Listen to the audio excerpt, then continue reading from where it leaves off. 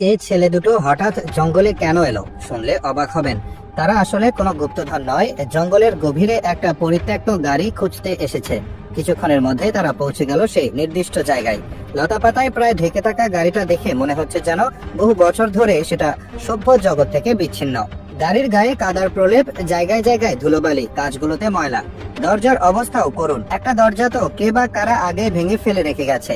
তাদের প্রথম কাজ হলো গাড়ির চারপাশে ঢেকে থাকা আগাছা আর ডালপালা সরিয়ে পথ পরিষ্কার করা। এরপর তারা মনোযোগ দিল গাড়ির দিকে। একজন গাড়ির ভেতরে চাবি খুঁজে পেয়ে ইগনিশনে লাগাতেই ড্যাশবোর্ডের আলো একবার জ্বলে উঠলো, আবার নিভেও গেল। কিন্তু হাল ছাড়ার পাত্র তারা নয়। মোটর বাইকে চেপে তারা ফিরে গেল প্রয়োজনীয় সরঞ্জাম নিয়ে আসার জন্য।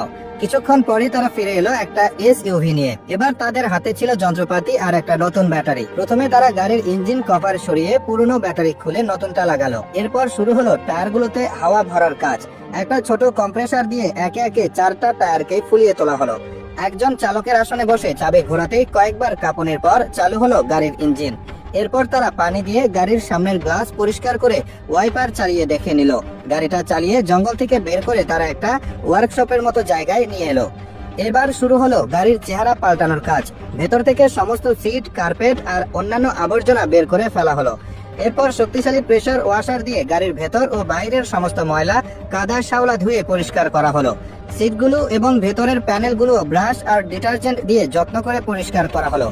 গাড়ির মেঝে ও ছাদের ভেতরের কার্পেট পরিষ্কার করতে তারা স্টিম ক্লিনার ব্যবহার করলো।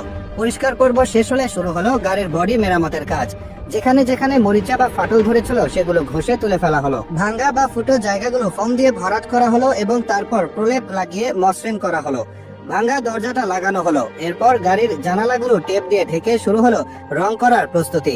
প্রথমে গাড়ির নিচের অংশে কালো রং এবং উপরের অংশে রূপালী রঙের স্প্রে করা হলো। রং শুকিয়ে যাওয়ার পর টেপ সরাতে গাড়ির চেহারা গেল সম্পূর্ণ পাল্টে। এমনকি গাড়ির সামনে ফার্গো লেখা ব্যাজটাও লাগানো হয়েছে নতুন করে। গাড়ির ভেতরে ঝকঝক পরিষ্কার কার্পেট বিছিয়ে ধুয়ে রাখা সিটগুলো আবার আগের মতো সাজিয়ে দেওয়া হলো। দুটো সিটকে তারা বুদ্ধি করে গাড়ির পেছন দিকে বিছানার মতো করে পেতে নিল।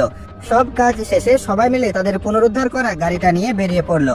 একজন চালকের আসনে আর অন্যজন পেছনে সেই আরামদায়ক বিছানায় শুয়ে প্রকৃতির শোভা দেখতে দেখতে এগিয়ে চলল। তাদের এই প্রচেষ্টা প্রমাণ করে দিল, ইচ্ছে থাকলে আর পরিশ্রম করতে পারলে জরাজীর্ণ পরিত্যক্ত জিনিসকেও নতুন জীবন দেওয়া সম্ভব। পুরনো বস্তু থেকে তারা গুপ্তধন বের করে এনেছে।